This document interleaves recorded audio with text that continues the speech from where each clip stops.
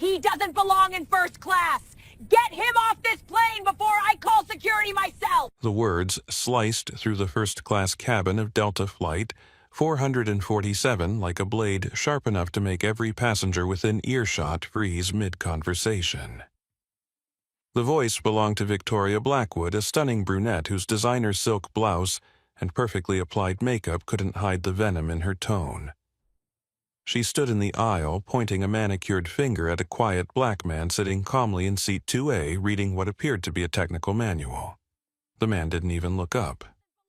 But in exactly 14 minutes, Victoria Blackwood would discover that the man she was trying to humiliate had the authority to ground every commercial aircraft in American airspace, and her racist outburst would be the least of her problems.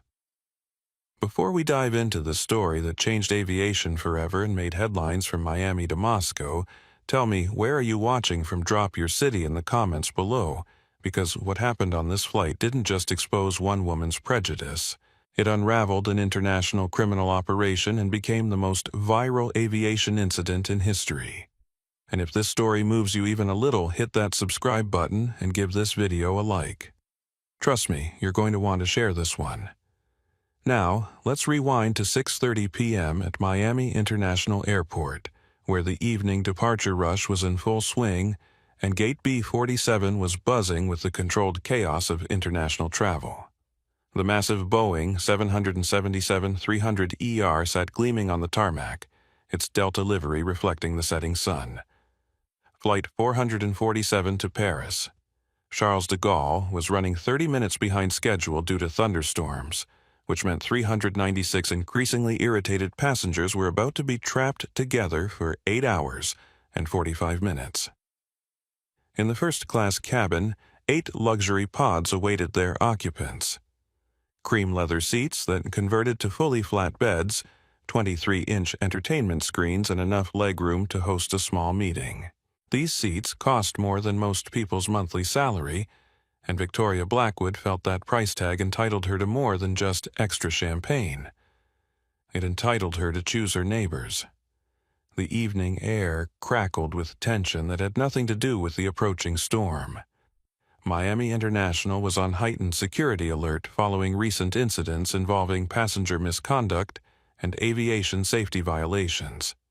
Federal authorities had quietly increased their presence, though most travelers remained unaware of the additional scrutiny. Among the bustling crowd of international travelers, business executives rushed past families dragging oversized suitcases while flight crews moved with practiced efficiency through the maze of departure gates. The intercom crackled with announcements in English, Spanish, and French, creating a polyglot symphony of modern travel.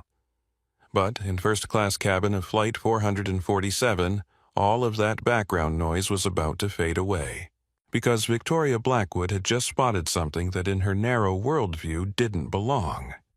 And the quiet man in seat 2A was about to teach her a lesson about assumptions that would echo through aviation history. The stage was set. The players were in position. And in less than 15 minutes, everything Victoria Blackwood thought she knew about power, privilege, and authority was going to come crashing down around her designer heels. Dominic Rivers settled into seat 2A with the practiced ease of someone who'd spent half his life on aircraft. At 45, he possessed the kind of quiet authority that didn't need to announce itself. Tonight, he wore a simple navy pullover, dark jeans, and comfortable walking shoes, the uniform of a man traveling incognito. His worn leather messenger bag sat tucked beneath the seat in front of him, containing documents that most passengers would never see. The manual in his hands wasn't light reading. Federal Aviation Administration Airport Security Protocols. Revised Edition 2024 wasn't exactly a page-turner, but for Dominic it was necessary preparation. As the FAA's Deputy Administrator for Safety Operations, he was traveling to Paris not for vacation, but for a classified investigation into anonymous reports of safety violations at Charles de Gaulle Airport. What the other passengers didn't know, what even the airline didn't know, was that Dominic Rivers held one of the most powerful positions in American aviation. With a single phone call, he could ground any aircraft, shut down any airport, or initiate federal investigations that could destroy careers and companies. But tonight he looked like any other tired traveler heading to Europe. His calm demeanor masked years of experience dealing with discrimination. Growing up in Detroit, earning his aerospace engineering degree from MIT, climbing the ranks of Federal Aviation Administration, Dominic had faced prejudice at every level. He'd learned that the best response wasn't anger. It was excellence. And patience, because eventually truth had a way of surfacing. Tonight held special significance. His daughter, Isabella, would begin pilot training at the prestigious French Aviation Academy next week. At 22, she was following in her father's footsteps, determined to break barriers in an industry still dominated by men who looked nothing like her. Dominic's presence in Paris would be a surprise. He'd told Isabella he couldn't make it due to work commitments. The irony wasn't lost on him. Here he was responsible for the safety of American aviation, being judged unworthy of a first-class seat by a woman who'd never spent a day ensuring aircraft could fly safely. Victoria Blackwood glided through the aircraft door like she owned the plane. At 38, she was stunning in the way that required significant financial investment. Personal trainers, stylists, cosmetic procedures, and a wardrobe that cost more than most people's annual salaries. Her silk cream blouse was unbuttoned just enough to suggest without being obvious, paired with a fitted black pencil skirt that hugged curves maintained through twice-daily Pilates sessions. Her Louboutin heels clicked against the aircraft floor with the confidence of someone who'd never been told no. The $50,000 worth of jewelry adorning her wrists, neck, and ears wasn't just decoration, it was armor. Each piece announced her status, her wealth, her belief that she occupied a different tier of humanity than the economy passengers shuffling past the first-class cabin curtain. Victoria had built her identity around being desired and envied.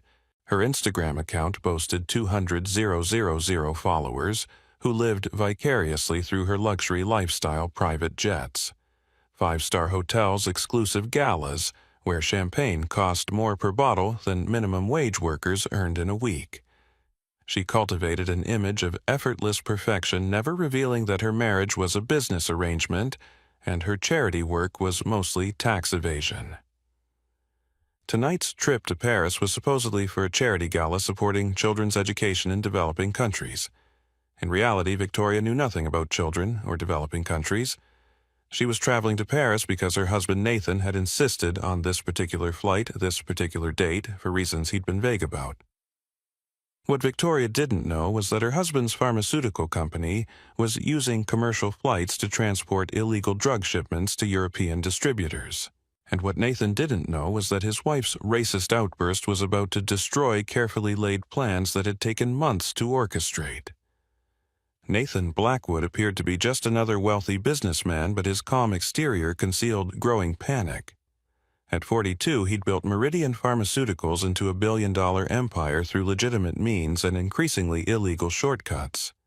The legitimate business provided perfect cover for trafficking synthetic drugs that couldn't be detected by standard airport security. Tonight's flight carried more than passengers. Hidden in specially designed pharmaceutical containers in the cargo hold were experimental stimulants worth $50 million on the European black market.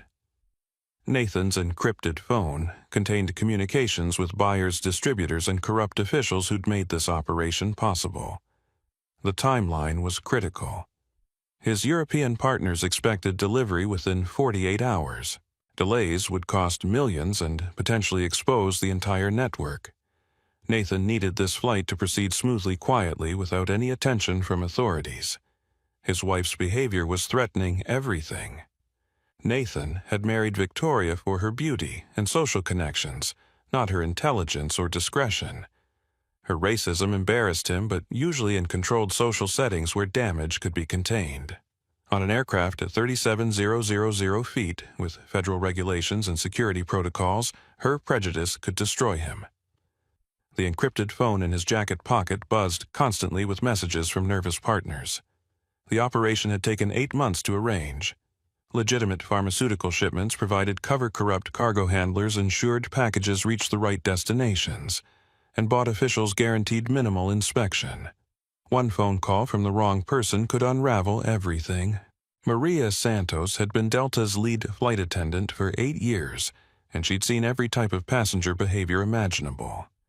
At 29, she possessed the diplomatic skills of a UN ambassador and the patience of a kindergarten teacher. Her professional training emphasized de-escalation, customer service, and maintaining cabin security. But nothing in her training manual covered passengers demanding the removal of others based purely on race. Maria recognized trouble the moment Victoria Blackwood's voice rose above the cabin's ambient noise. As a Hispanic woman who'd faced her own share of discrimination, she understood the dangerous territory this situation was entering. Her body camera standard equipment for all flight attendants following recent federal mandates was already recording. The other passengers remained unaware that they were about to witness aviation history. Miami International Airport pulsed with the rhythm of global travel as evening descended over South Florida.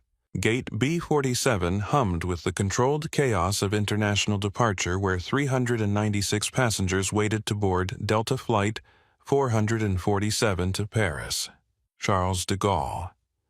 The massive Boeing 777-300ER sat gleaming on the rain-slicked tarmac, its fuselage reflecting the amber glow of airport lighting as thunderclouds gathered on the horizon. The terminal's soaring glass walls revealed a sky that shifted between deep purple and electric blue, with lightning flickering in the distance like nature's own strobe lights. The storm system moving across South Florida had already delayed dozens of flights, creating a bottleneck of frustrated travelers and adding 30 minutes to Flight 447's departure time. Inside the aircraft, the first-class cabin represented the pinnacle of commercial aviation luxury. 8 individual pods were arranged in a 1-2-1 configuration, each featuring cream-colored leather that looked more suited to a high-end law office than an airplane. The seats converted to fully flat beds with Egyptian cotton linens, while 23-inch high-definition screens offered entertainment libraries that most home theaters would envy. The cabin itself measured 42 feet in length, separated from premium economy by a solid partition that created an exclusive sanctuary for passengers willing to pay 5 times the economy fare. Ambient lighting bathed everything in a warm, golden glow, while the gentle hum of the aircraft's environmental systems created a cocoon of privilege at 35,000 feet. Each pod offered privacy panels that could be raised for complete seclusion, personal storage compartments, large enough for small suitcases and dining tables that could accommodate full multi-course meals served on bone china. The carpet beneath the seats was thick enough to muffle footsteps, and the overhead bins were crafted from polished wood that wouldn't look out of place in a luxury yacht. Tonight's passenger manifest read like a guest list for an exclusive resort. Business executives heading to European meetings, wealthy retirees beginning month-long vacations, and trust fund children treating international travel like others might treat a subway ride. The demographic was overwhelmingly white, overwhelmingly wealthy, and overwhelmingly accustomed to spaces where their presence was never questioned. The main cabin stretched back 180 feet behind the first-class partition, housing 364 passengers in premium economy and standard seating. Families with excited children heading to Disney World Paris, college students backpacking through Europe, business travelers trying to sleep before morning meetings in London. The diversity of economy class stood in stark contrast to the homogeneous luxury of first class. Captain James Mitchell had been flying international routes for 20 years, accumulating over 15,000 hours in command of wide-body aircraft. Tonight's flight plan called for a northeastern route over the Atlantic, avoiding the worst of the storm system but still promising some turbulence during the first hour of flight. The crew had reviewed weather reports, alternate airports, and fuel calculations with the thoroughness that comes from years of experience. The flight deck of the Boeing 777 resembled a sophisticated computer laboratory more than traditional cockpit imagery might suggest. 6 large display screens showed everything from navigation data to engine performance, while hundreds of switches, buttons, and indicators provided control over every aircraft function. Tonight, those screens would display more than routine flight information.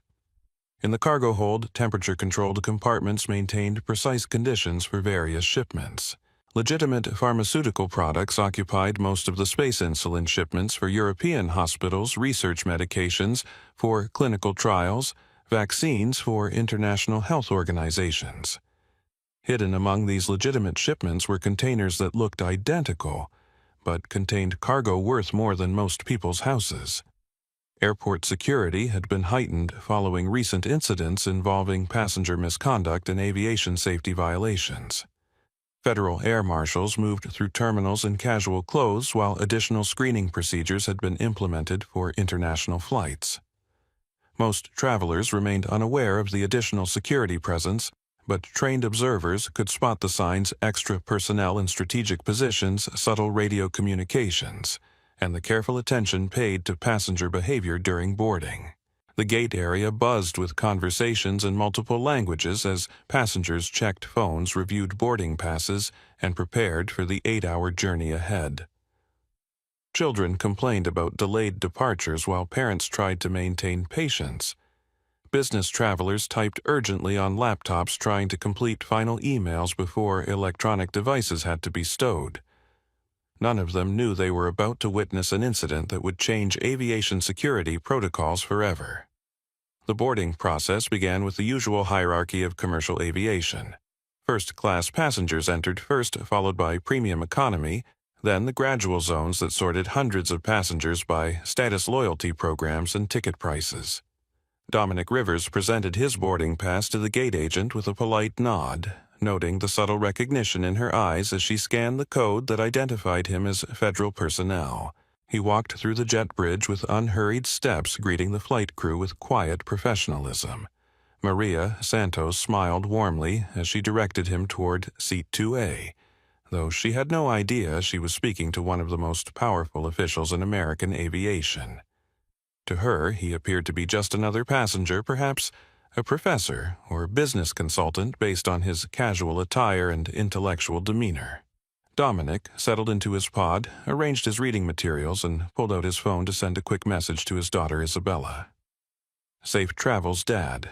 Can't wait to hear about Paris when you return," came her immediate reply along with a photo of herself in a pilot's uniform from training orientation. She looked radiant, confident, ready to conquer the sky just as he had decades earlier. The irony struck him as he tucked the phone away. Here was a man who ensured the safety of millions of air travelers, annually being treated with casual indifference by fellow passengers who would panic if they knew half the safety challenges his office handled daily. But anonymity was exactly what he wanted tonight. The investigation in Paris required discretion, not recognition.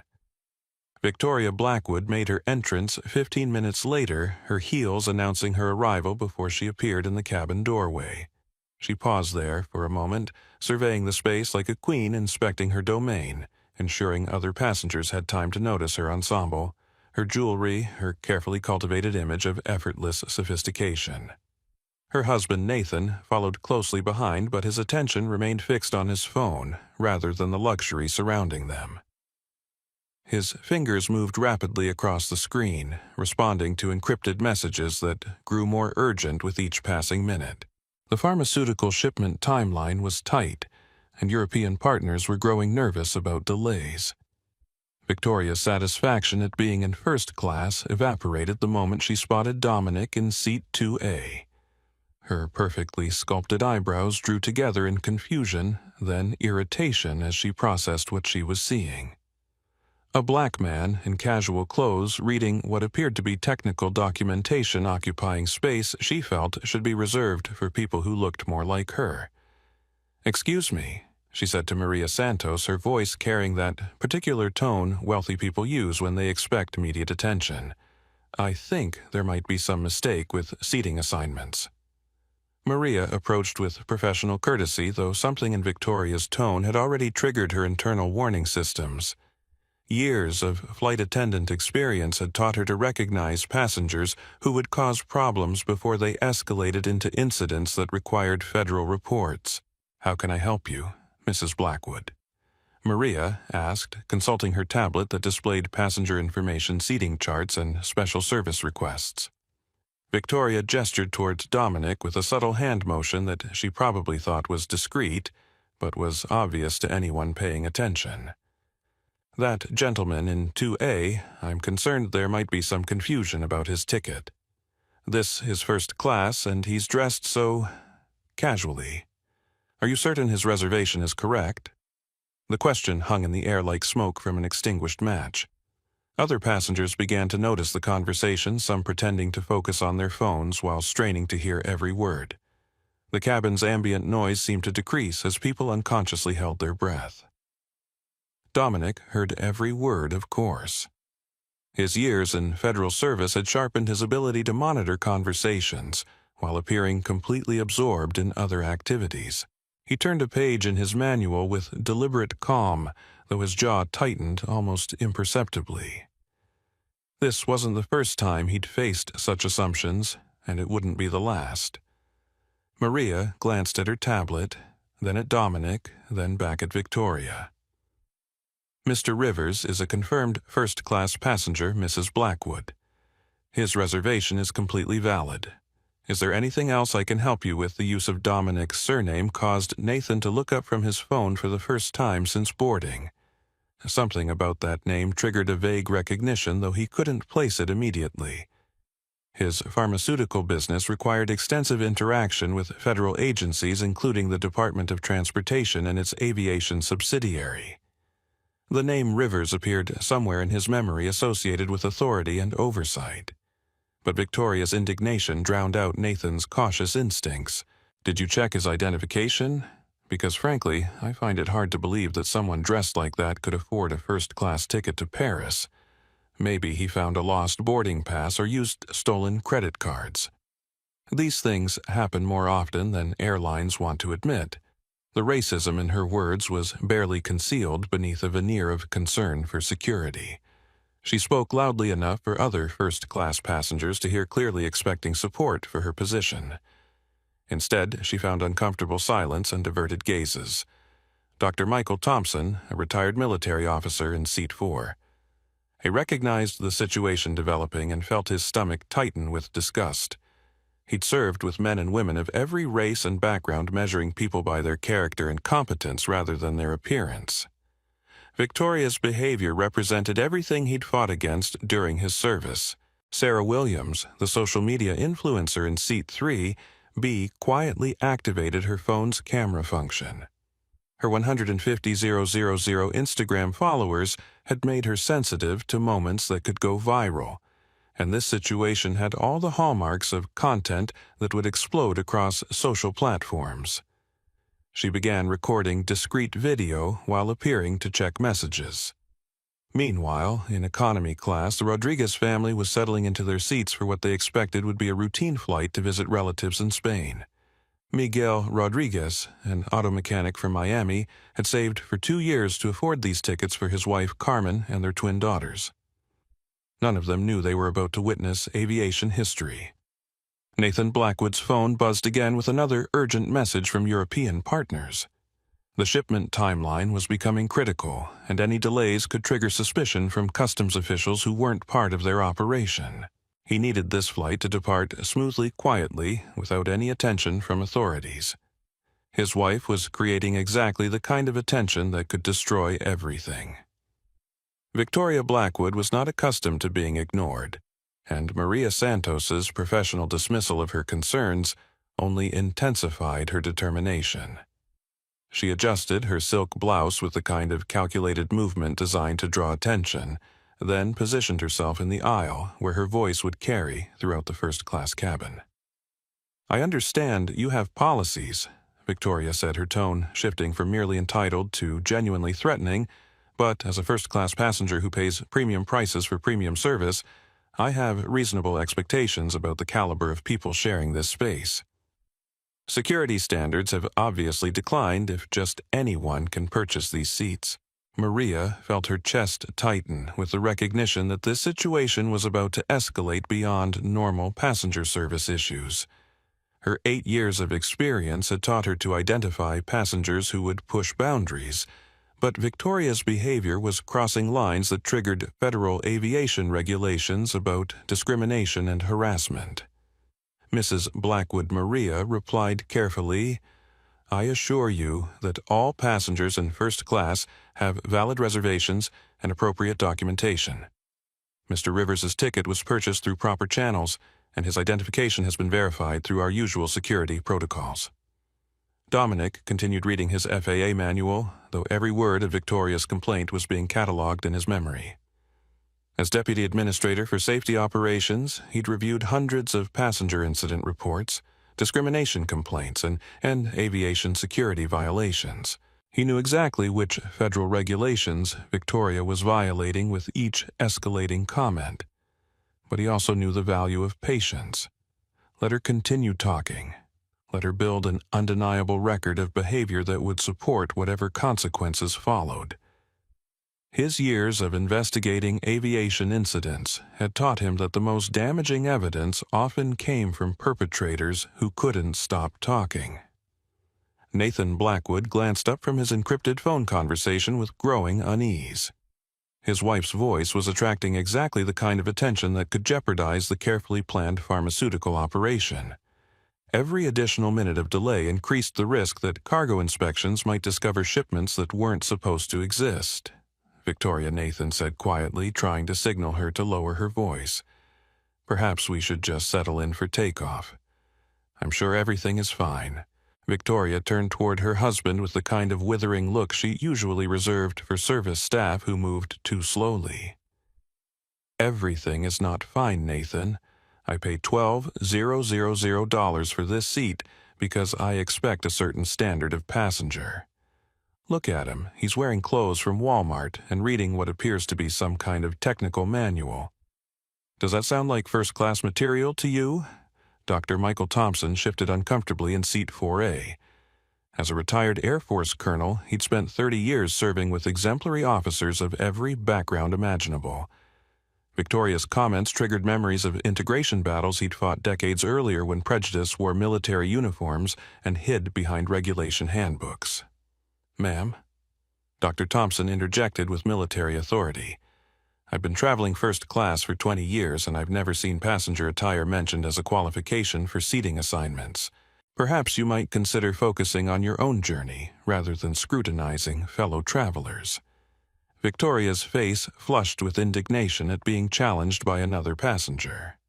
"I beg your pardon, but this is a conversation between myself and the flight attendant. I don't recall asking for input from other passengers." Sarah Williams, the social media influencer, had been discreetly recording video from the moment Victoria began her complaint. Her phone captured every word, every gesture, every escalating moment of what was clearly becoming a racist incident at 37,000 feet. Her 150,000 Instagram followers would want to see this, but more importantly, this kind of behavior needed to be documented and exposed. "Actually," Sarah said with the confidence that comes from having an audience, "I think all passengers have an interest in how discrimination is handled on this aircraft. I'm recording this interaction for my social media followers, and I think they'd be very interested to hear your concerns about passenger qualifications." The mention of social media and recording triggered panic in Nathan Blackwood. Media attention was the absolute last thing their operation needed. His pharmaceutical business depended on maintaining a low profile while moving shipments through international channels. Viral videos and public scrutiny could destroy months of careful planning. "Victoria, please," Nathan said more urgently, "let's just enjoy the flight. We have important business in Paris and we can't afford any delays or complications." But Victoria had passed the point of rational consideration. The combination of being challenged by other passengers and having her authority questioned by airline staff had triggered her most entitled instincts. In her worldview, wealth and beauty granted her the right to control her environment, including the race and appearance of people sharing her space. "I want to speak with the captain," Victoria announced loudly enough for passengers in premium economy to hear. "If this airline is going to allow security risks to purchase first-class tickets, then I demand to know what other safety protocols have been compromised. For all we know, this person could be traveling with false identification or stolen credit cards."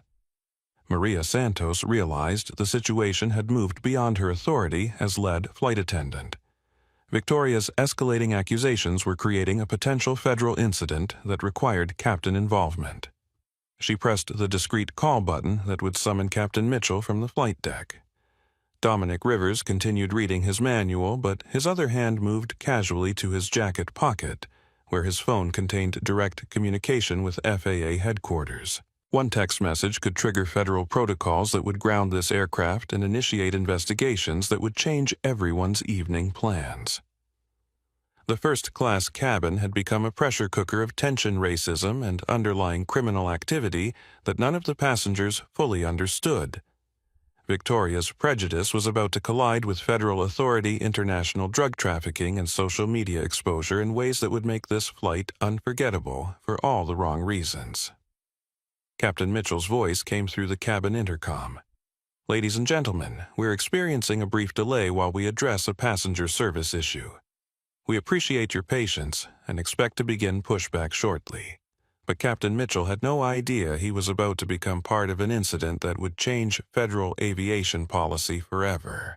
While Victoria Blackwood continued her increasingly racist tirade in first class, her behavior was being documented by multiple passengers across the aircraft who sensed they were witnessing something significant. The digital age had turned every passenger into a potential journalist, and Victoria's discriminatory comments were about to become evidence in federal investigations she never imagined. Sarah Williams, positioned in seat 3B with a perfect view of the confrontation, had been live streaming for the past 10 minutes to her 150,000 Instagram followers. Her phone captured every word of Victoria's complaints in high-definition clarity, while her commentary provided real-time analysis for viewers tuning in from around the world. "Okay guys, I'm on Delta Flight 447 to Paris, and we're witnessing some seriously problematic behavior right now," Sarah whispered into her phone while keeping the camera focused on Victoria. "This woman has been complaining about a black passenger in first class for the past 15 minutes, claiming he doesn't belong here based entirely on his clothing and appearance. This is textbook racism happening in real time." The livestream viewer count climbed rapidly as Sarah's followers shared the stream across social platforms. Comments poured in from viewers expressing outraged disbelief and demands for the woman's identification so she could face consequences for her behavior. The hashtag Delta Flight 447 began trending on Twitter within minutes. In economy class, Miguel Rodriguez had been trying to keep his twin daughters entertained when raised voices from first class caught his attention. As a mechanic who'd faced his own share of discrimination, Miguel recognized the tone of Victoria's complaints immediately. He pulled out his phone and began recording, knowing that evidence of racism needed to be preserved and shared. "Carmen," he whispered to his wife in Spanish, "that woman up front is harassing a black passenger. She's claiming he doesn't belong in first class because of how he's dressed." Carmen Rodriguez, a nurse at Miami General Hospital, had seen enough prejudice in healthcare settings to recognize the dangerous escalation happening in Victoria's voice. "Record everything, Miguel. People need to see this behavior and understand what still happens every day."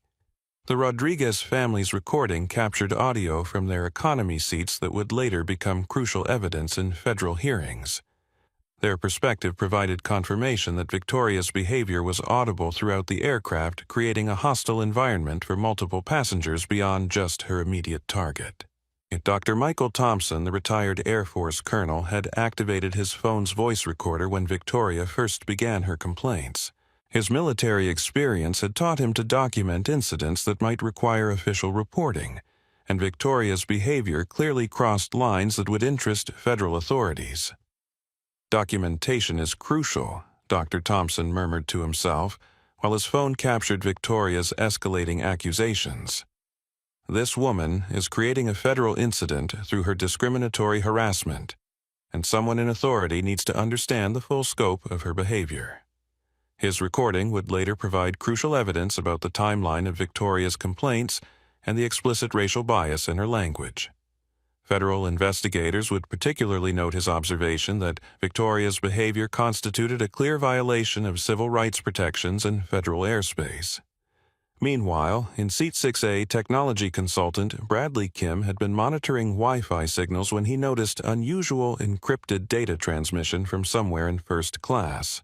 His laptop screen showed communication patterns that suggested illegal financial activity, though he couldn't determine the source without more sophisticated analysis tools.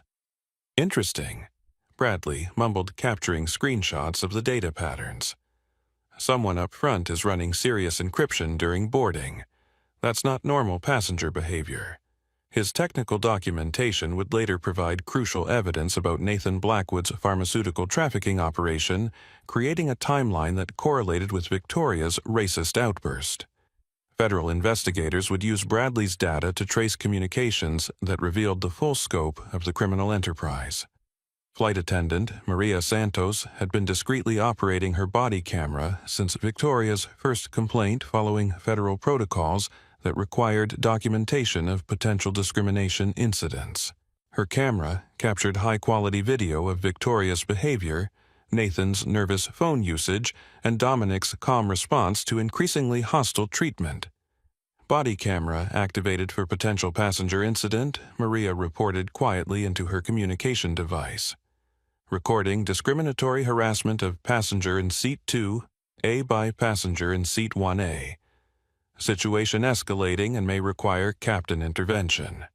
Her professional documentation would become the primary evidence in multiple federal investigations, providing official verification of every aspect of the incident from boarding through its eventual resolution. The body camera footage would later be referenced in congressional hearings about aviation civil rights protections. In Seat 7, retired teacher Dorothy Harrison had been watching Victoria's behavior with growing disgust. As an educator who'd spent 40 years promoting diversity and inclusion, she understood the importance of confronting racism rather than remaining silent when witnessing discrimination. "Excuse me, young lady," Dorothy called toward Victoria with the authority that only retired teachers can muster. "Your behavior is absolutely unacceptable. That gentleman has shown nothing but courtesy while you've spent 15 minutes harassing him based on his race and appearance. You should be ashamed of yourself." Dorothy's intervention was captured on multiple recording devices and would later be cited as evidence that Victoria's behavior was recognized as discriminatory by multiple passengers from diverse backgrounds. Her teacher's instinct to confront injustice provided moral authority that federal investigators would reference in their final reports. The collective documentation created an unprecedented record of discrimination in federal airspace. Multiple angles, different perspectives, various recording devices, and diverse witnesses all captured the same essential truth. Victoria Blackwood was engaged in racist harassment of a fellow passenger based entirely on racial bias and assumptions about economic status. What none of these witnesses knew was that their documentation was capturing more than just racism. Nathan Blackwood's nervous phone usage, his encrypted communications, and his growing panic about media attention were all being recorded as evidence of the criminal operation that Victoria's behavior threatened to expose. Federal investigators would later describe this as one of the most thoroughly documented discrimination incidents in aviation history, with evidence that supported prosecution under multiple federal statutes related to civil rights, aviation security, and criminal enterprise. The digital age had turned a routine flight into a real-time court proceeding, with passengers serving as jury witnesses and journalists simultaneously. Victoria Blackwood had no idea that her racist behavior was being preserved for federal prosecutors' congressional investigations and social media platforms that would ensure her actions were never forgotten.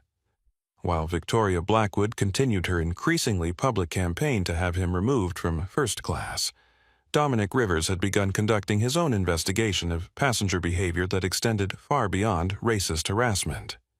His trained eye, as FAA Deputy Administrator for Safety Operations, had detected multiple irregularities that suggested the discrimination incident was only the surface of deeper problems on Flight 447. Nathan Blackwood's behavior patterns immediately caught Dominic's attention. The pharmaceutical executive's constant phone usage during boarding violated federal regulations about electronic devices, But more concerning was the nature of his communications. Dominic's years investigating aviation security had taught him to recognize suspicious patterns, and Nathan's behavior exhibited classic signs of coordinated criminal activity. From his position in Seat 2, Dominic had clear sight lines to observe Nathan's phone usage without appearing to pay attention. His training in federal law enforcement had sharpened his peripheral vision and ability to monitor multiple activities simultaneously, while appearing completely focused on reading his aviation security manual. Nathan's encrypted messaging patterns suggested real-time coordination with external parties about time-sensitive activities. The urgency of his communications, combined with his obvious nervousness about media attention, and his wife's disruptive behavior indicated that Flight 447 was carrying more than passengers to Paris. Dominic discreetly activated the federal monitoring device in his jacket pocket, a sophisticated tool that could intercept electronic communications within a limited range when national security concerns justified surveillance. What he discovered made his years of aviation security experience suddenly relevant in ways he hadn't anticipated. Nathan's phone was transmitting location data, flight status, updates, and cargo manifest information to recipients whose encrypted identities suggested international pharmaceutical distribution networks. The communications referenced specific container numbers, delivery timelines, and European contact protocols that indicated commercial aircraft were being used for illegal transportation. Interesting, Dominic thought while turning a page in his manual. Mr. Blackwood appears to be coordinating drug trafficking operations using commercial aviation as cover. His wife's racist behavior is threatening to expose an international criminal enterprise. The federal monitoring device captured enough communication fragments to establish probable cause for deeper investigation. References to pharmaceutical containers. European delivery schedules and cargo manifest coordination painted a clear picture of organized crime using legitimate business as cover for illegal operations. Dominic faced an ethical dilemma that his training had prepared him to handle. As a federal official responsible for aviation security, he had authority to investigate suspected criminal activity on commercial aircraft. But, as a black man facing racist harassment from passengers, he also had personal interests in how this situation resolved. His phone contained direct communication with FAA headquarters DEA coordination centers and FBI aviation crime units. One message could trigger federal protocols that would ground Flight 447 and initiate investigations that would destroy Nathan's operation and expose Victoria's discrimination to federal prosecutors. But patience had always been Dominic's greatest strength. Let the evidence accumulate. Let the criminals reveal more of their operation. Let the racists expose themselves more completely. Federal investigations were more effective when perpetrators provided comprehensive evidence of their own guilt. While monitoring Nathan's communications, Dominic also observed Victoria's escalating harassment with professional detachment. Her behavior was violating multiple federal statutes related to civil rights in federal airspace, but it was also creating distraction that could be strategically valuable for his investigation of criminal activity. She has no idea Dominic realized that her racist outburst is actually protecting a criminal investigation by diverting attention from her husband's illegal activities. Her discrimination is so obvious that no one's paying attention to his drug trafficking coordination. The irony was remarkable. Victoria's attempts to have him removed from the aircraft were inadvertently exposing her husband to federal prosecution for crimes that carried decades of prison time. Her racism was about to destroy the criminal enterprise she was unknowingly married to. Dominic's federal training had taught him to think in terms of comprehensive investigations rather than immediate reactions. Nathan's operation was clearly part of a larger network involving pharmaceutical companies, international distributors, and corrupt officials. Shutting down one flight would capture two criminals but miss the broader conspiracy. His monitoring device continued intercepting communications that revealed the scope of Nathan's operation. References to monthly shipments, quarterly profit distributions, and annual planning meetings suggested this was an ongoing enterprise that had been operating for months or years. European partners expect delivery within 48 hours, one message fragment revealed. Delays will trigger custom scrutiny that could compromise the entire network. Maintain schedule regardless of passenger issues. The communication patterns indicated that Nathan's operation moved approximately $50 million worth of illegal pharmaceuticals annually through commercial aviation channels. Legitimate pharmaceutical shipments provided perfect cover, while corrupt cargo handlers and bought officials ensured packages reached their destinations without inspection. But Victoria's racist behavior was threatening to trigger exactly the kind of official attention that criminal operations couldn't survive. Her demands for captain involvement security consultation and passenger removal could easily lead to federal investigation of all passengers and cargo aboard Flight 447. Dominic's phone buzzed with an encrypted message from FAA headquarters. Deputy Administrator Rivers, your flight status indicates boarding delays. Please confirm operational security and advise of any issues requiring federal intervention. He responded, carefully monitoring passenger behavior that may require federal attention. Will advise when intervention becomes necessary. Situation developing but contained. The response came immediately, federal support available upon request. DEA and FBI aviation units standing by for coordination if criminal activity suspected. Dominic smiled slightly while appearing to read about cargo security protocols. His colleagues had no idea he was sitting in the middle of an active drug trafficking operation while being harassed by racist passengers who were inadvertently exposing their own criminal activities. The investigation was developing perfectly.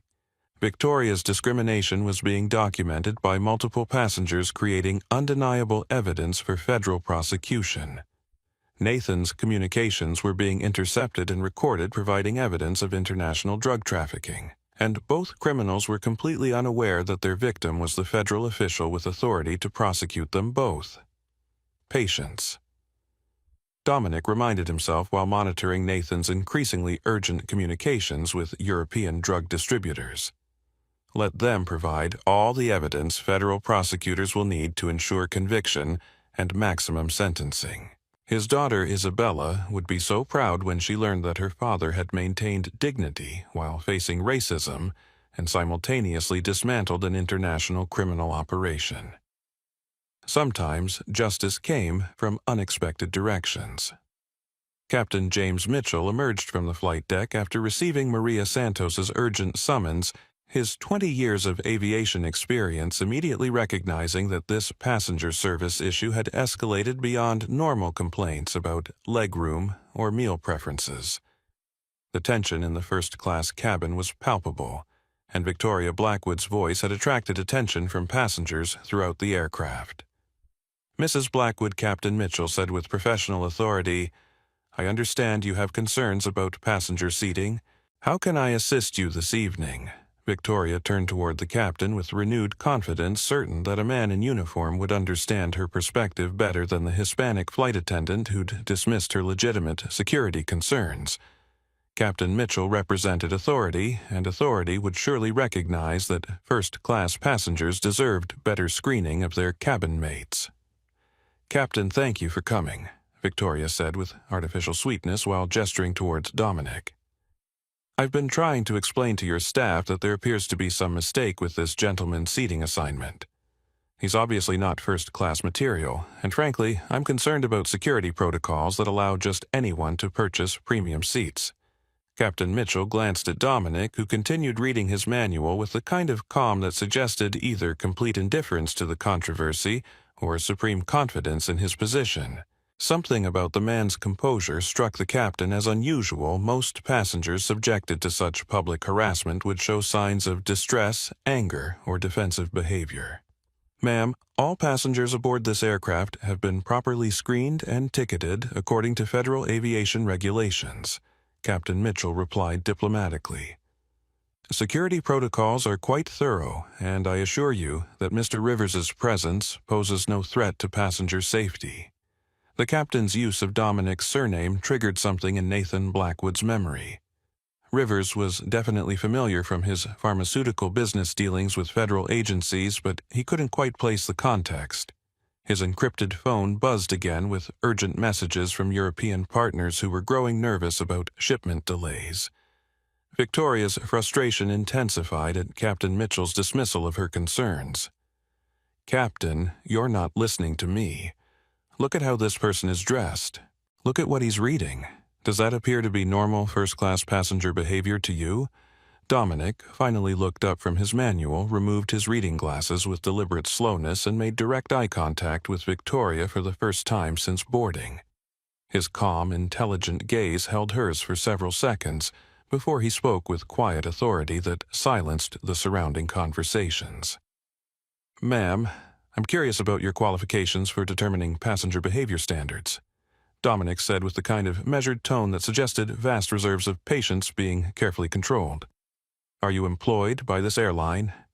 Do you work in aviation security, or are you simply making assumptions based on my appearance?" The directness of his challenge caught Victoria off guard. She'd expected continued silence or defensive protests, not calm questions that exposed the racial bias underlying her complaints. Her face flushed as she realized other passengers were listening to every word of an exchange that was making her motivations uncomfortably clear. "I don't need special qualifications to recognize when someone doesn't belong in first class." Victoria snapped back, abandoning any pretense of diplomatic language.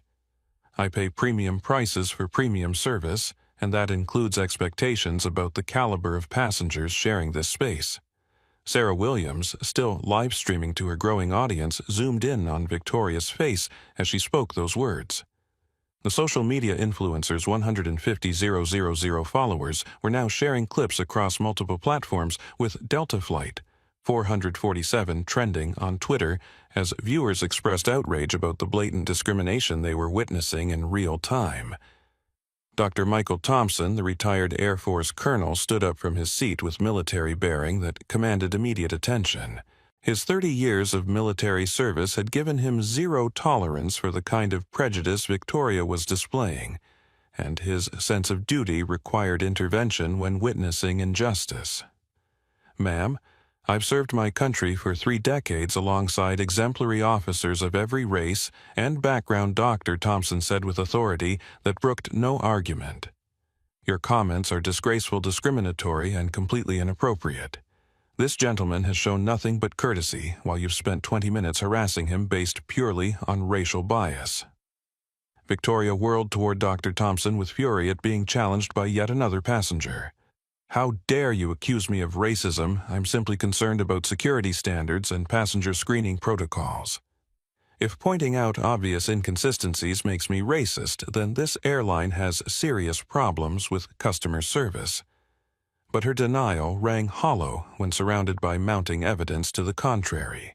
Multiple passengers were recording her behavior, documenting language patterns that revealed clear racial bias, and capturing her body language that suggested deep-seated prejudice rather than legitimate security concerns.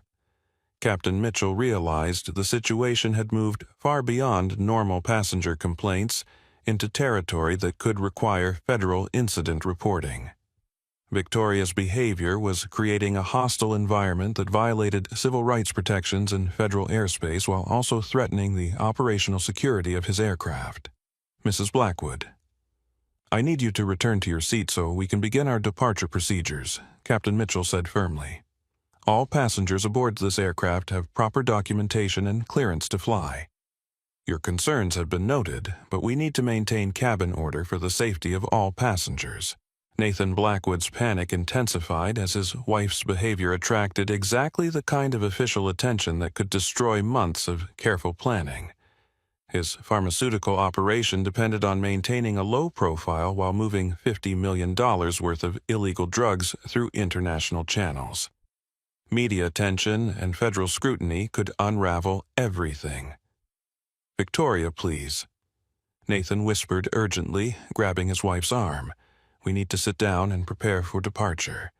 We have important business in Paris that can't afford any delays or complications." But Victoria had passed the point of rational consideration. The combination of being challenged by multiple passengers, dismissed by airline staff, and recorded by social media had triggered her most entitled instincts. In her privileged worldview, she was the victim of poor customer service rather than the perpetrator of federal discrimination. "I demand this passenger be removed immediately," Victoria announced loudly enough for economy passengers to hear clearly. "If this airline refuses to maintain appropriate security standards, then I want documentation of my complaints for legal purposes."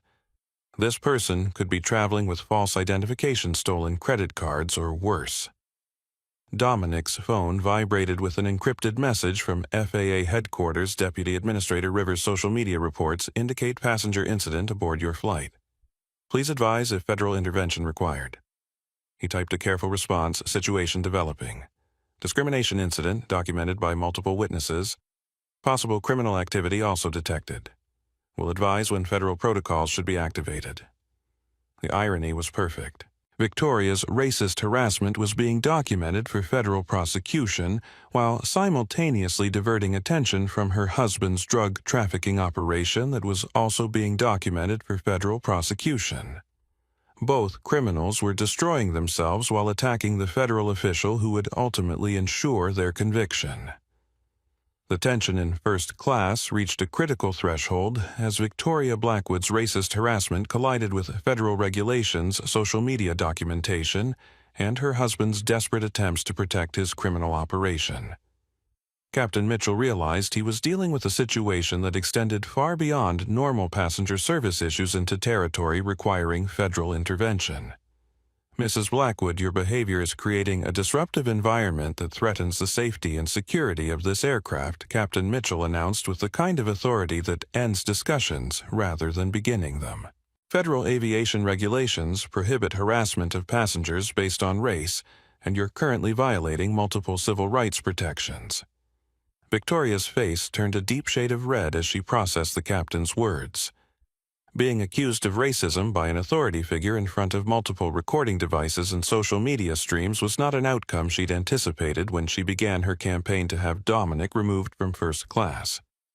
"How dare you accuse me of racism?"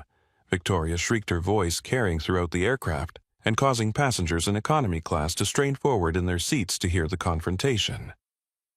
"I'm simply concerned about security standards and passenger screening. If that makes me racist in your opinion, then this airline has serious problems with customer service." Nathan Blackwood's panic reached desperation levels as his wife's behavior attracted exactly the kind of federal attention that would destroy his pharmaceutical trafficking operation. His phone buzzed continuously with urgent messages from European partners who were monitoring news reports about Flight 447 and growing nervous about exposure risks. "Victoria, stop talking right now," Nathan hissed, grabbing his wife's arm with enough force to bruise. "You're making everything worse. We need to sit down, shut up, and get to Paris without any more attention." But Victoria was beyond rational control. 20 minutes of having her authority challenged, her concerns dismissed, and her behavior recorded had triggered a complete breakdown of the composure she'd spent years cultivating.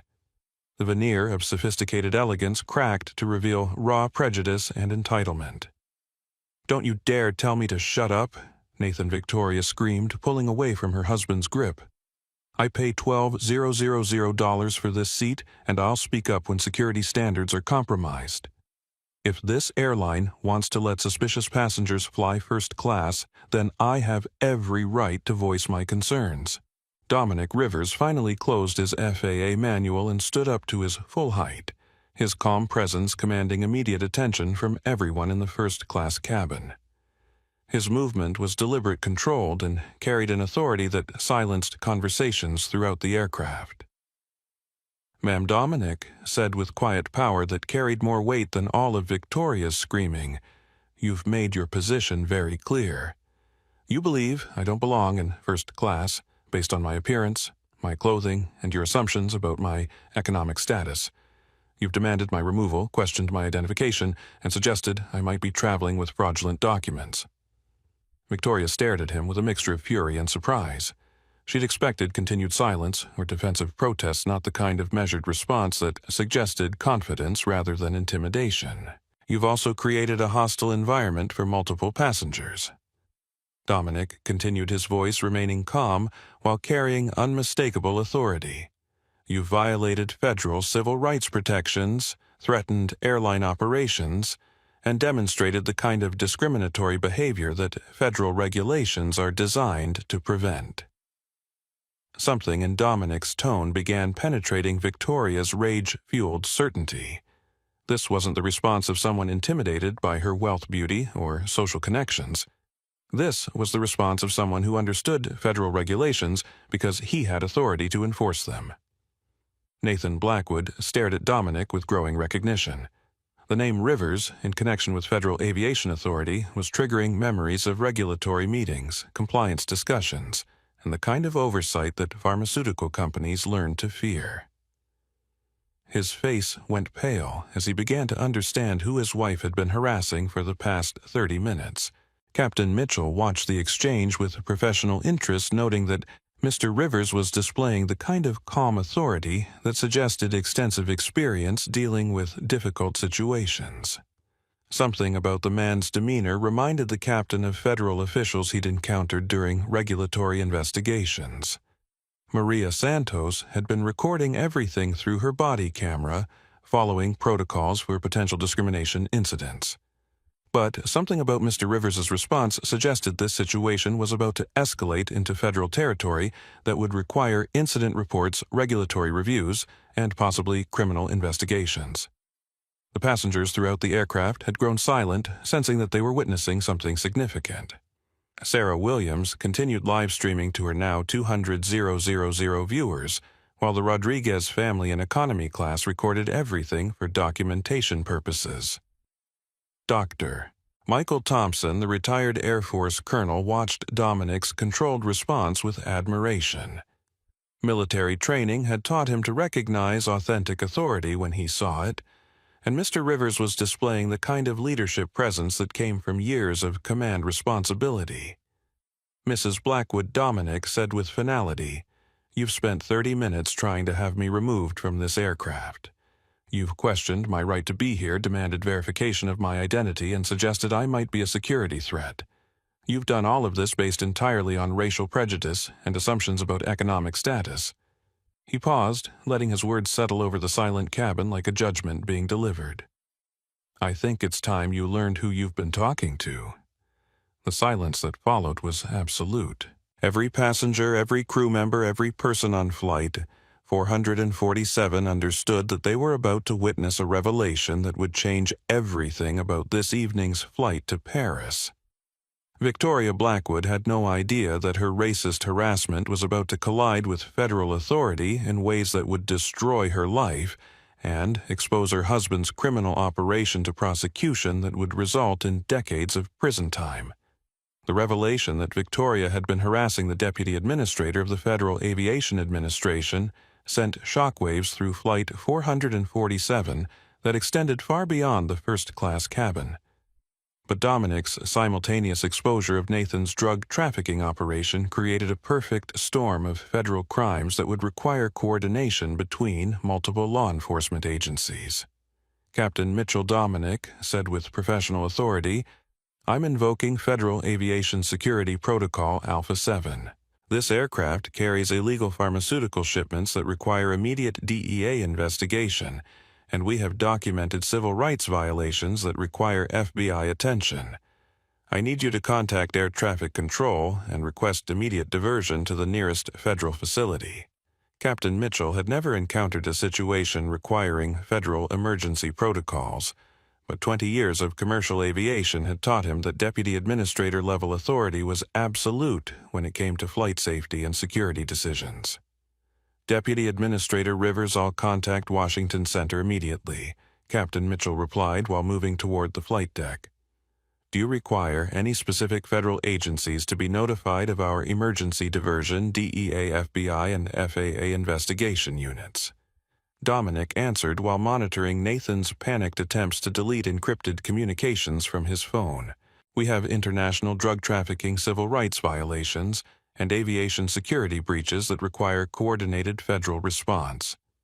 The magnitude of federal crimes aboard Flight 447 was becoming clear to passengers who'd initially thought they were witnessing a simple racism incident. Sarah Williams continued live streaming to her rapidly growing audience, now exceeding 500,000 viewers, as clips spread across global social media platforms. "Guys, this is absolutely insane," Sarah narrated into her phone while recording the unfolding federal emergency. What started as racist harassment has become federal prosecution of drug trafficking, civil rights violations, and aviation security crimes. This woman attacked the one person on this plane with authority to prosecute her behavior. Nathan Blackwood's complete panic was evident as he attempted to destroy evidence of communications with European drug distributors who were expecting $50 million worth of illegal pharmaceuticals to arrive in Paris within 48 hours. His legitimate pharmaceutical business had provided perfect cover for trafficking synthetic drugs through commercial aviation channels. Mr. Blackwood Dominic said while observing Nathan's frantic phone activity, destruction of evidence constitutes additional federal charges. "Your communications have already been intercepted and preserved by federal monitoring systems, so damaging your device won't prevent prosecution." The pharmaceutical executive stopped his futile attempts to delete encrypted messages as the reality of his situation became undeniable. Months of careful planning had been destroyed by his wife's racist outbursts that attracted attention from the one federal official with authority to investigate aviation-related criminal activity. Victoria remained frozen in shock as she processed the destruction of everything she'd believed about power authority and her ability to control situations through wealth and intimidation. Her racist harassment of a federal official was being documented for prosecution under civil rights statutes that carried serious prison time. "I demand to speak with my attorney," Victoria finally managed to say, though her voice lacked the imperious tone that had characterized her behavior throughout the harassment campaign. "That's certainly your right," Dominic replied with professional courtesy, "but I should inform you that your attorney will need to be familiar with federal civil rights law, aviation security regulations, and criminal statutes related to interference with flight operations. Your behavior has violated multiple federal codes that carry significant penalties." The irony was remarkable. Victoria had spent an hour threatening federal prosecution of airline personnel for refusing to violate civil rights protections while creating evidence for her own federal prosecution under the same civil rights statutes. Maria Santos, the flight attendant, continued recording through her body camera while marveling at the complete reversal of authority that had transformed a discrimination incident into federal law enforcement action. Her documentation would become crucial evidence in multiple federal investigations. Dr. Michael Thompson, the retired Air Force colonel, watched Dominic's professional handling of an unprecedented situation with military appreciation for leadership under extreme pressure. Maintaining composure while facing racist harassment, conducting criminal investigation while being discriminated against, and coordinating federal response while ensuring passenger safety. In economy class, the Rodriguez family continued recording everything for documentation purposes, while explaining to their daughters in Spanish that they were witnessing historic aviation incident that would be studied for years to come. Mira Ninas Miguel told his twins this is what happens when people judge others by appearance instead of character. This man maintained dignity while facing prejudice, and now justice will be served. The passengers throughout Flight 447 had grown silent as they realized they were witnessing federal law enforcement action that would result in criminal prosecution, international investigation, and changes to aviation security protocols. Captain Mitchell returned from the flight deck with confirmation that federal authorities were coordinating ground response at Reagan National Airport.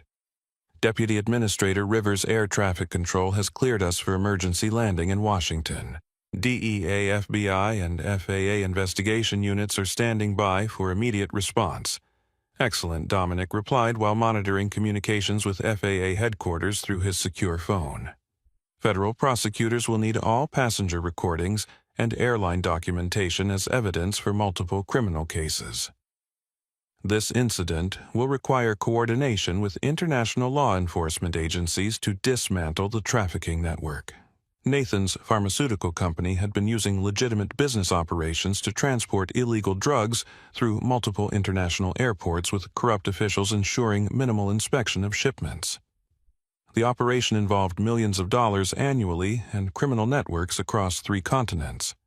But Victoria's racist behavior had exposed everything by triggering federal investigation of passenger conduct that revealed criminal activity her husband thought was perfectly concealed.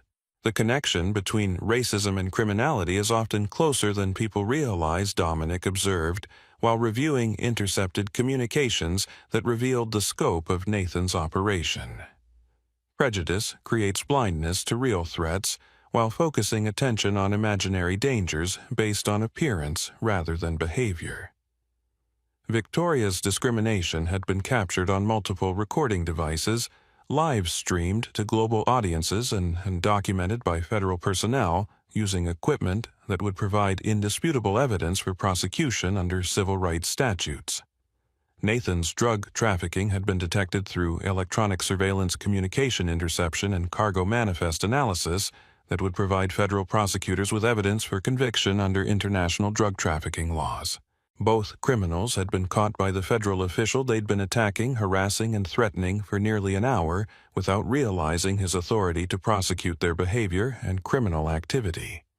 The passengers aboard Flight 447 understood they were witnessing justice being served in real time, with federal authority revealing itself only when necessary to protect civil rights and aviation security.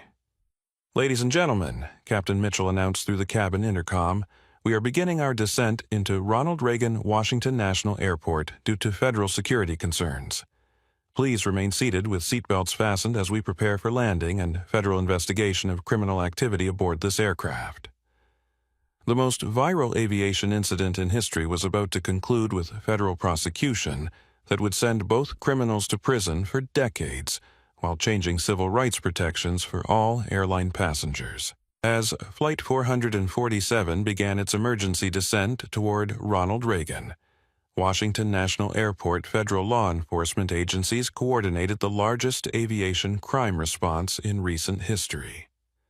Dominic's communication with FAA headquarters had triggered protocols involving multiple agencies' international cooperation and criminal investigations spanning 3 continents. Deputy Administrator Rivers came the voice through his secure phone from FAA Director Sarah Chang. "We have DEA, FBI, and international law enforcement standing by for immediate response. The scope of criminal activity you've uncovered requires unprecedented coordination between agencies." Dominic surveyed the first-class cabin where both criminals sat in stunned silence, their schemes destroyed by racist behavior that had attracted attention from the one federal official with authority to prosecute aviation-related crimes. Director Chang, "We have documented civil rights violations captured on multiple recording devices and witnessed by dozens of passengers," Dominic reported while reviewing the evidence accumulated during Victoria's harassment campaign. "We also have international drug trafficking using commercial aviation as transport, with communications intercepted and preserved for prosecution." The federal response was swift and comprehensive. DEA agents specializing in pharmaceutical trafficking were coordinating with European law enforcement to simultaneously raid distribution networks across multiple countries. FBI civil rights investigators were reviewing social media documentation of Victoria's discriminatory behavior that had been shared globally. Nathan Blackwood stared out the window as Washington's lights grew larger, knowing that his pharmaceutical empire was being dismantled while he watched. His legitimate business operations would be seized as assets derived from criminal activity, while his personal fortune would be frozen pending federal investigation. "Mr. Blackwood," Dominic said with a professional courtesy, "your European partners are currently being arrested by coordinated law enforcement action. Your financial accounts are being frozen, your business assets are being seized, and your communications networks are being traced to identify all participants in the trafficking operation." The pharmaceutical executive's criminal enterprise had involved corrupt cargo handlers, bought customs officials, and legitimate shipping companies unknowingly used as cover for illegal transportation. Federal prosecutors would have evidence for conviction under RICO statutes that carried life imprisonment for organizing criminal enterprises. Victoria remained silent as she processed the destruction of her social standing, financial security, and personal freedom that would result from her racist harassment of a federal official. Her threats to destroy careers had rebounded to destroy her own life through federal prosecution under civil rights laws. Mrs. Blackwood Dominic continued your discriminatory behavior has been documented under federal aviation regulations that prohibit harassment based on race, ethnicity, or appearance. Civil rights organizations are already using recordings of your behavior as evidence for strengthened protections for airline passengers. Captain Mitchell maintained communication with air traffic control while coordinating with federal authorities about ground response procedures. The emergency landing would involve immediate arrest of both criminal seizure of all cargo containers and documentation of every aspect of the incident for federal prosecution. Flight 447. You are cleared for landing on runway 01, came the controller's voice. Federal response teams are in position for immediate investigation of reported criminal activity. The passengers throughout the aircraft understood they were witnesses to historic federal law enforcement action that would change aviation security protocols forever. Sarah Williams's live stream had reached over 700,000 viewers, sharing clips across every social media platform, making this the most documented aviation incident in history. Dr. Michael Thompson, the retired Air Force colonel, marveled at Dominic's coordination of complex federal response while maintaining professional composure throughout an hour of racist harassment and criminal investigation. Outstanding leadership under pressure, Dr. Thompson observed with military appreciation for command authority. This man handled discrimination, detected criminal activity, and coordinated federal response while maintaining dignity that should serve as example for all federal officials.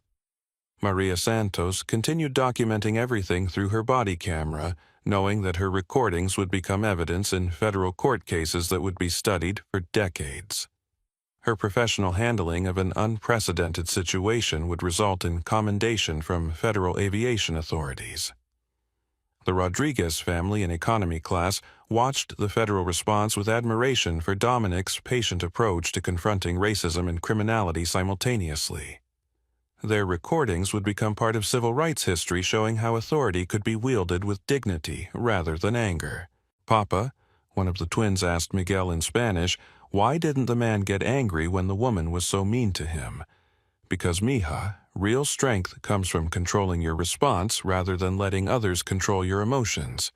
Miguel replied while recording the federal law enforcement coordination. This man knew that patience would bring justice more effectively than anger. As Flight 447 approached the runway, federal vehicles surrounded the arrival area. DEA agents prepared to seize pharmaceutical shipments worth millions of dollars, while FBI investigators reviewed social media evidence of civil rights violations that had been shared globally. Ladies and gentlemen, Dominic announced through the cabin intercom with the authority his position deserved. Thank you for your patience during this federal emergency. Your cooperation and documentation have been crucial for ensuring justice in cases involving both civil rights violations and international criminal activity. The aircraft touched down at Reagan National with federal response teams immediately moving into position. Nathan Blackwood would face decades in prison for drug trafficking charges, while Victoria would face federal prosecution for civil rights violations that carried significant penalties. But the most important outcome was the precedent established for protecting civil rights in federal airspace. Victoria's documented harassment would result in strengthened protections for all airline passengers facing discrimination based on race, ethnicity, or appearance. Federal prosecutors have enough evidence for conviction on multiple charges, Dominic reported to Director Chang as the aircraft taxied toward the gate. This incident will serve as landmark case for civil rights enforcement in aviation and international criminal prosecution of trafficking networks. The federal response demonstrated that discrimination and criminality would face swift justice when federal authority was properly applied. Both criminals had been caught by the official they'd been attacking without realizing his power to prosecute their behavior and criminal activity. As Flight 447 came to a complete stop at Reagan National Airport, Dominic Rivers stood before the aircraft's 396 passengers with the quiet authority that had carried him through an hour of racist harassment and criminal investigation. Federal response teams surrounded the aircraft, while passengers prepared to witness the conclusion of the most documented aviation incident in history. "Ladies and gentlemen," Dominic announced through the cabin intercom system with calm professionalism that had defined his response throughout the federal emergency. "I want to thank you for your patience during this unprecedented situation. Your cooperation and documentation have been crucial for ensuring justice in cases involving civil rights violations and international criminal activity." The passengers throughout Flight 447 listened with rapt attention as the federal official who'd been subjected to discriminatory harassment explained the law enforcement action that would result from their evening's travel experience. "Mrs. Victoria Blackwood has been arrested for violation of federal civil rights protections, harassment of passengers based on racial bias and interference with aviation operations." Dominic continued with measured authority. "Her behavior has been documented by multiple witnesses and preserved on recording devices that will serve as evidence in federal court. Victoria sat motionless in Seat 1A, her designer clothing and expensive jewelry providing no protection against federal charges that would destroy her social standing, financial security, and personal freedom for years to come. Mr. Nathan Blackwood has been arrested for international drug trafficking using commercial aviation as transport," Dominic announced while observing Nathan's complete resignation to his fate. His pharmaceutical operation involved millions of dollars in illegal shipments and criminal networks spanning 3 continents. The pharmaceutical executive stared straight ahead as federal agents prepared to board the aircraft, knowing that his business empire had been destroyed by his wife's racist behavior that attracted attention from the one official with authority to investigate aviation-related crimes. Flight 447 was grounded not because of mechanical failure or weather conditions, Dominic explained with the clarity that federal authority deserved, but because criminal activity and civil rights violations created security threats that required immediate federal intervention. Captain Mitchell watched with a professional admiration as Deputy Administrator Rivers concluded the most complex passenger incident in aviation history with dignity that had characterized his response throughout an hour of harassment and investigation. "This aircraft will now be processed as evidence in federal criminal cases," Dominic announced to passengers who understood they'd witnessed historic law enforcement action. "Your recordings, testimonials, and cooperation have ensured that justice will be served for both discrimination and criminal activity detected during this flight." The federal grounding of Flight 447 established precedents for civil rights enforcement and criminal prosecution that would protect airline passengers for generations. Victoria's racist harassment and Nathan's drug trafficking had both been defeated by federal authority, revealed only when necessary to ensure justice. Sometimes, Dominic concluded with quiet power that resonated throughout the aircraft, the most important destination isn't where you plan to go, but where truth leads you. Federal agents boarded Flight 447 with the precision that comes from coordinating complex criminal investigations across multiple jurisdictions. The arrest of Victoria and Nathan Blackwood would conclude the most documented aviation discrimination incident in history while exposing an international drug trafficking network that federal prosecutors had been seeking for months.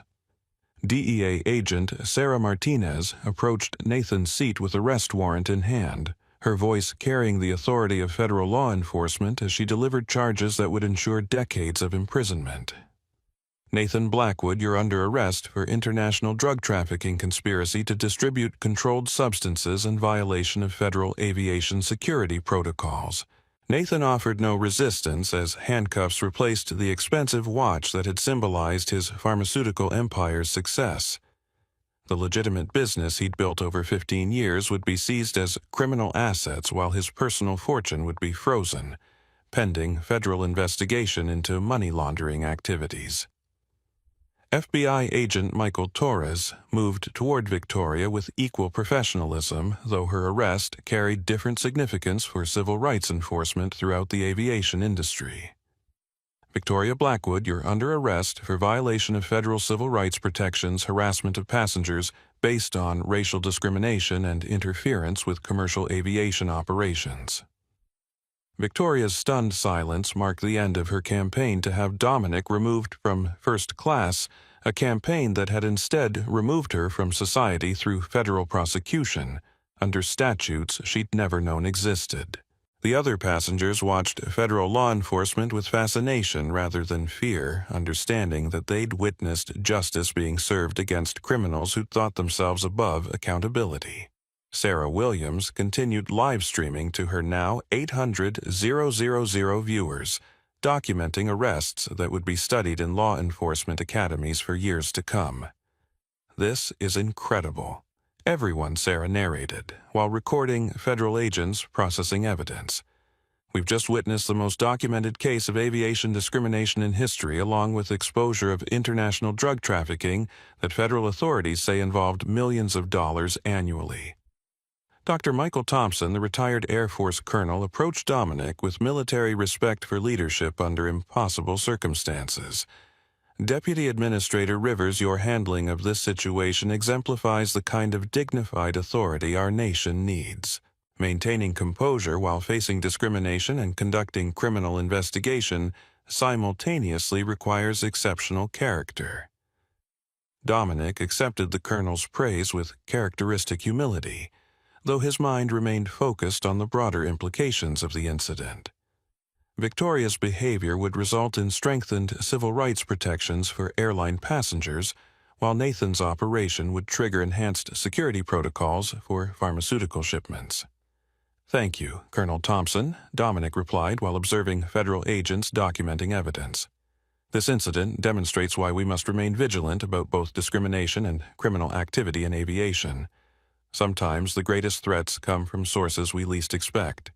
Maria Santos, the flight attendant, whose body camera had captured crucial evidence, received immediate commendation from federal investigators for her professional documentation of civil rights violations and criminal activity.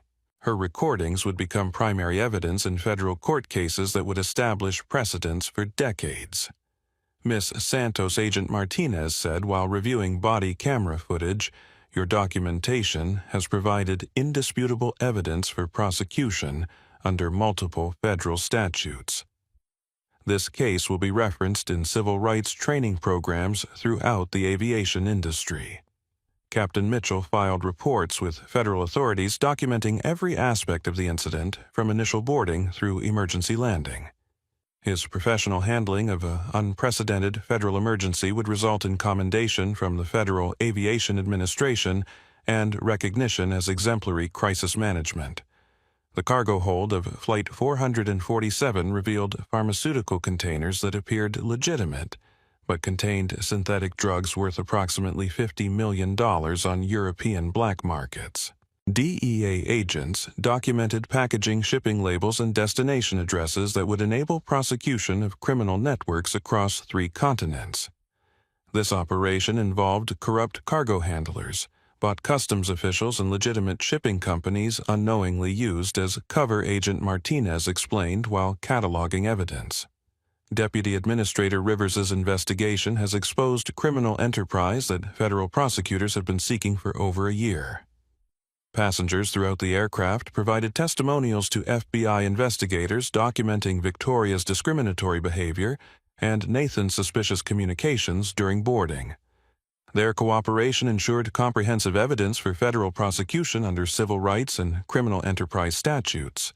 The Rodriguez family's recordings from economy class provided crucial verification that Victoria's harassment was audible throughout the aircraft, creating hostile environment for passengers beyond just her immediate target. Their documentation would support federal charges related to civil rights violations and public accommodation. Miguel Rodriguez, your family's cooperation has been invaluable for documenting the scope of discriminatory behavior, Agent Torres said while collecting witness statements. Your recordings provide evidence that this incident affected all passengers aboard Flight 447.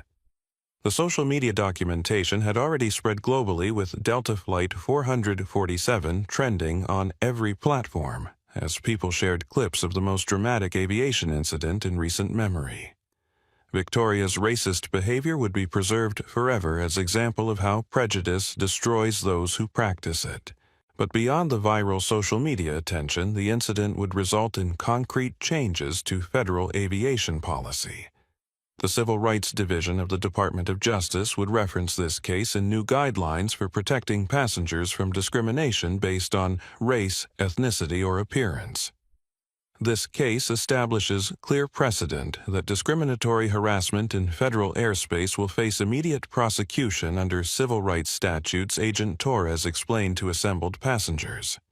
Your documentation and cooperation have ensured that airline travel will be safer for all passengers, regardless of their background or appearance.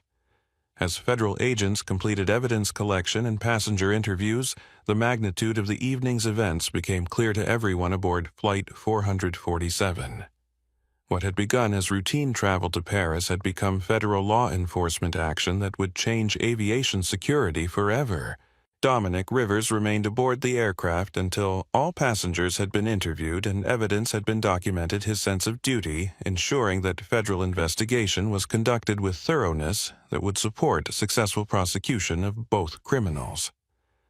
"Ladies and gentlemen," Dominic announced as passengers prepared to deplane, "thank you again for your cooperation during this federal emergency.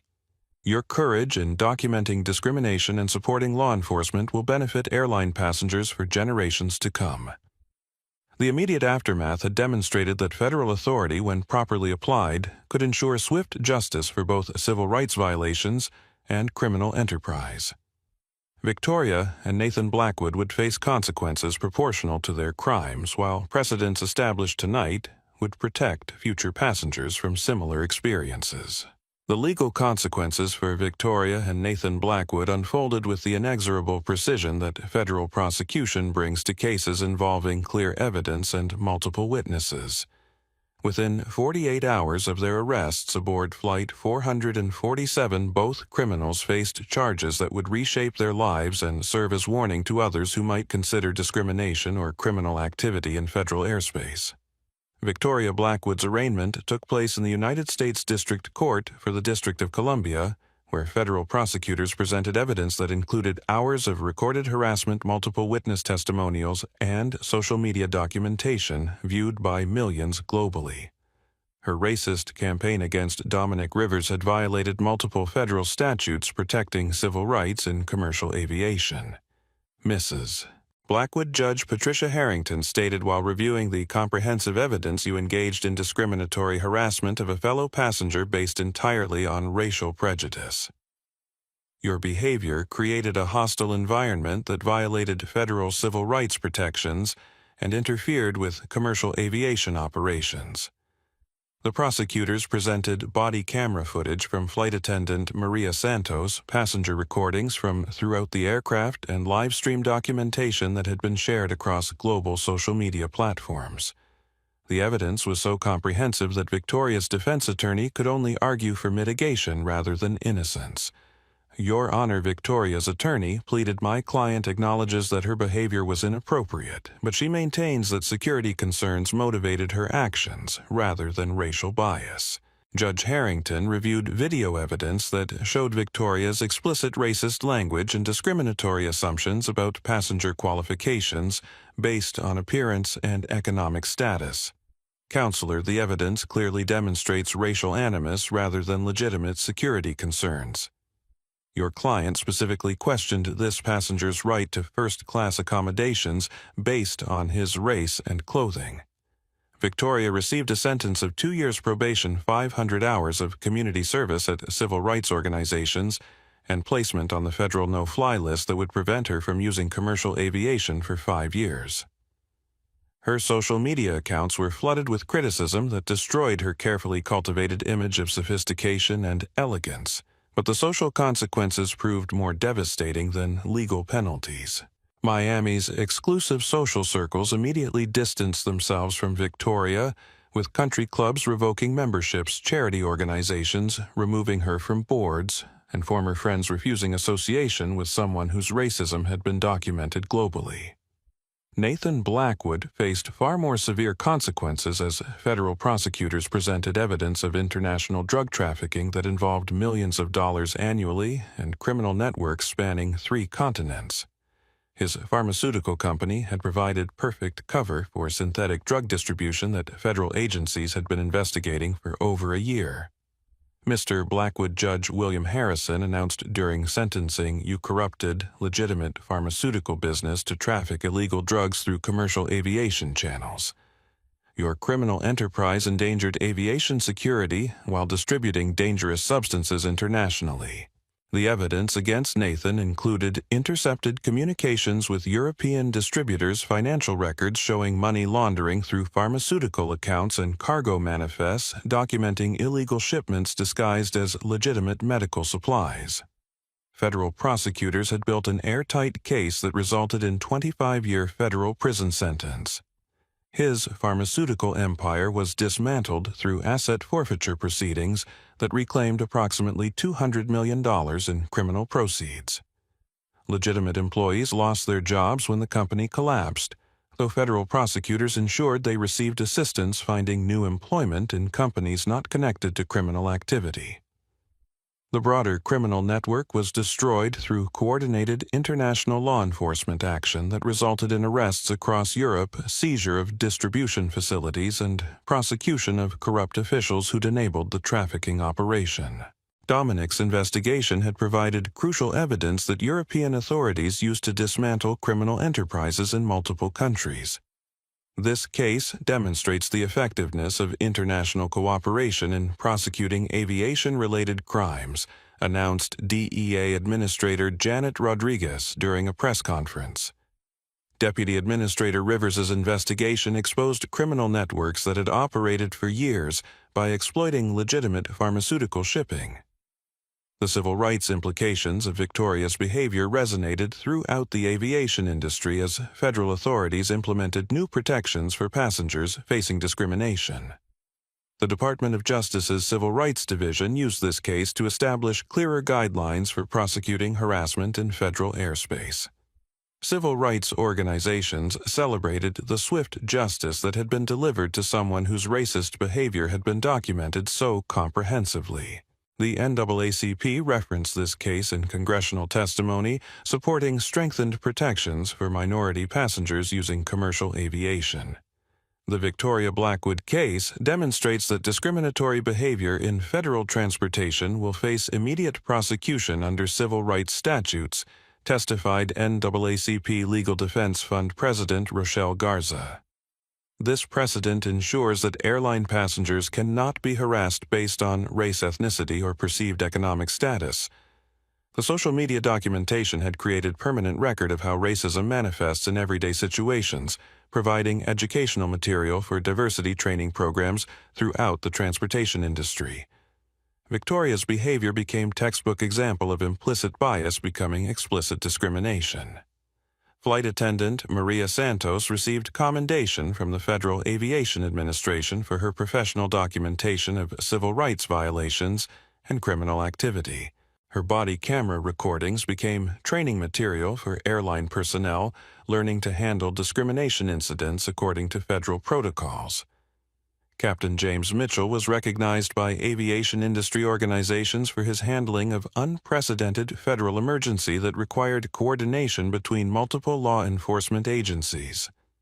His professional response under extreme pressure became case study for crisis management in commercial aviation. Dr. Michael Thompson, the retired Air Force colonel, provided testimony to congressional committees considering strengthened civil rights protections in federal transportation. His military perspective on leadership under pressure highlighted Dominic's exceptional handling of discrimination while conducting criminal investigation. The passenger witnesses received recognition from civil rights organizations for their courage in documenting discrimination rather than remaining silent when witnessing injustice. Their recordings provided crucial evidence that ensured successful prosecution under federal statutes.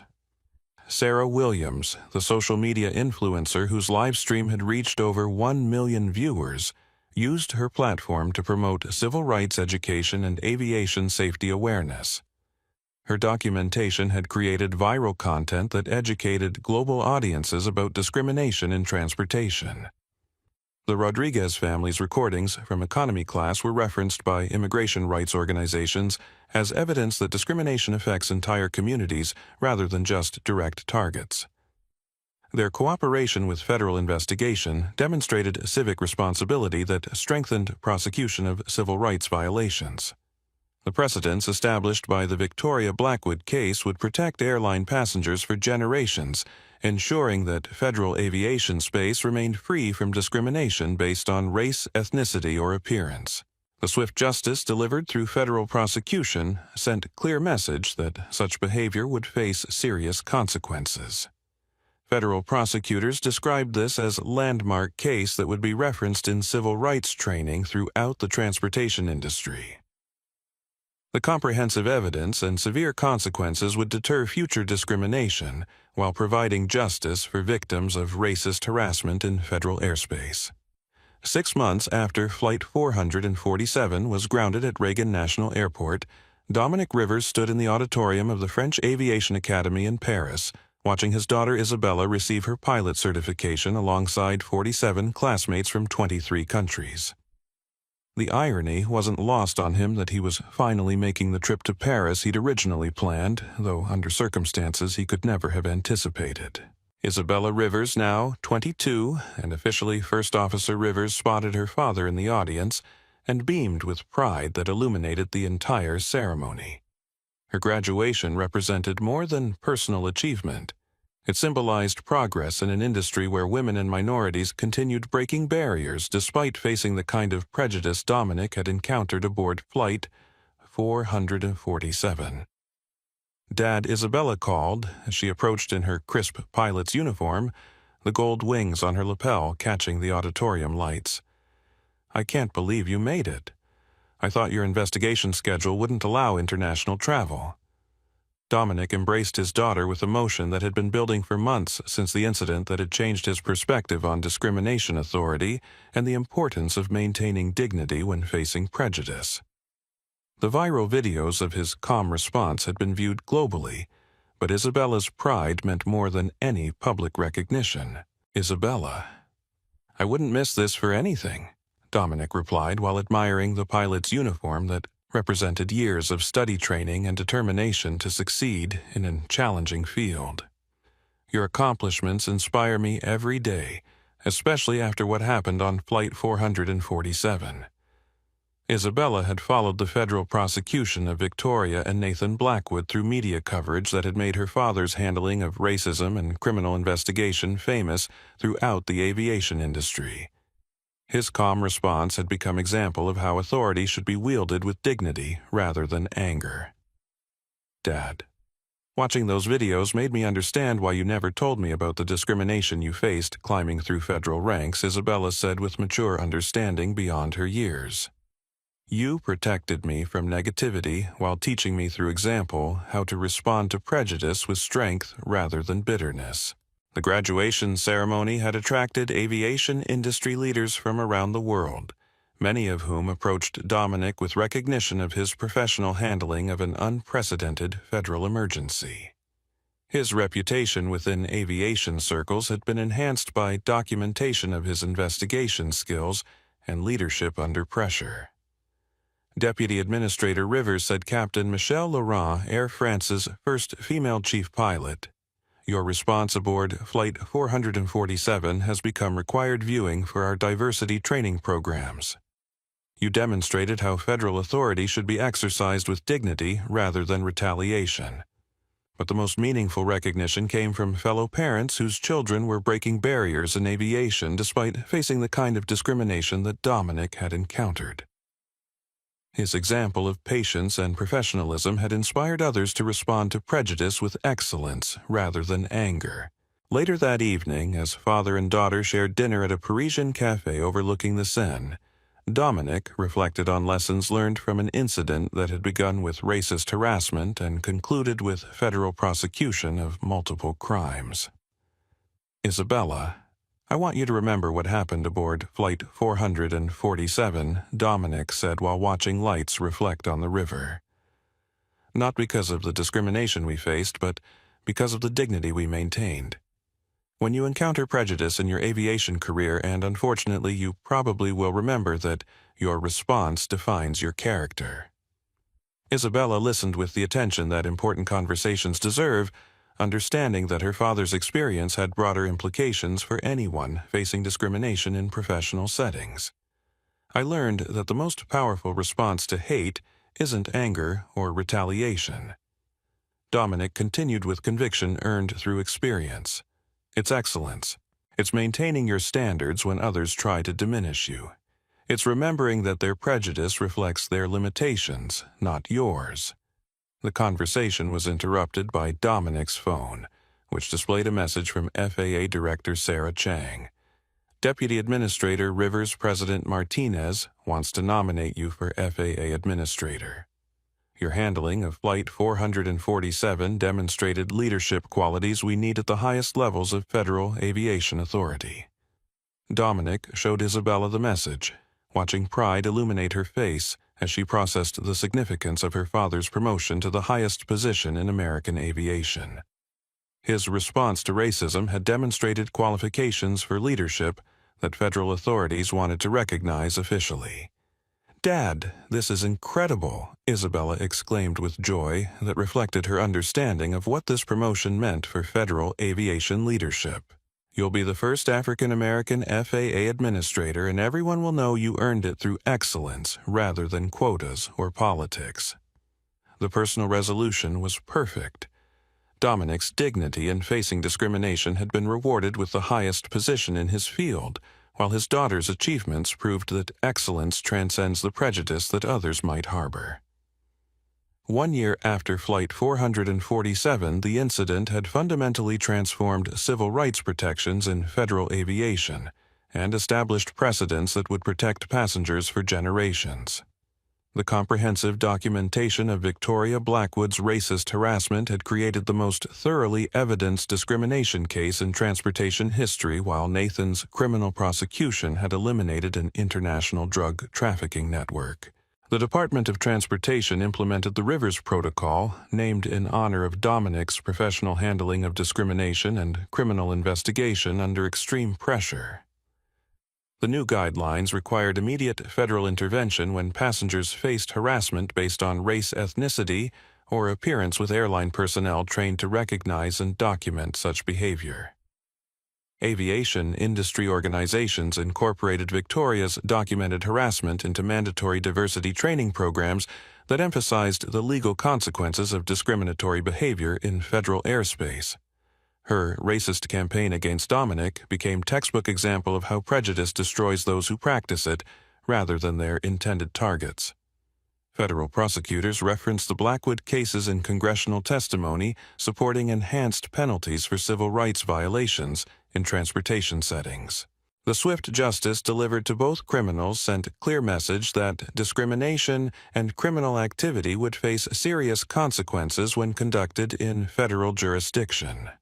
Civil rights organizations celebrated the precedent that ensured federal transportation remained accessible to all Americans, regardless of race or economic status. The NAACP and other advocacy groups used documentation from Flight 447 to support legislation strengthening protections for minority passengers.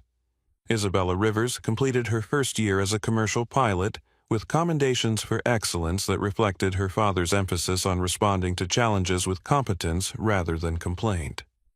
Her success demonstrated that barriers in aviation could be overcome through preparation and professionalism. Victoria Blackwood completed her community service requirement at immigration assistance centers, where her work with diverse populations provided education about the humanity she'd failed to recognize aboard Flight 447. Her social media followers had abandoned her completely, leaving her to rebuild identity based on character rather than appearance. Nathan Blackwood remained in federal prison serving his 25-year sentence for drug trafficking. His pharmaceutical empire completely dismantled, and its criminal proceeds forfeited to fund victim assistance programs. His criminal network had been eliminated through international cooperation that protected legitimate pharmaceutical shipping.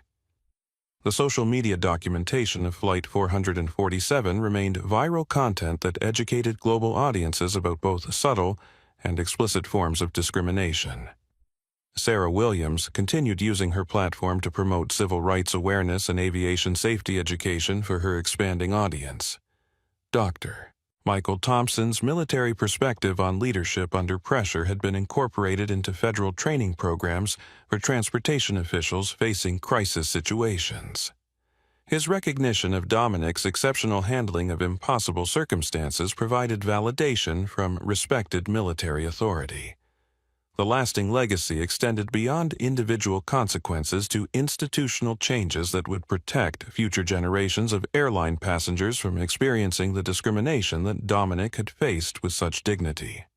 Most importantly, Flight 447 had demonstrated that federal authority, when properly exercised, could ensure swift justice for both civil rights violations and criminal activity, creating precedents that would strengthen protections for all Americans traveling in federal transportation networks.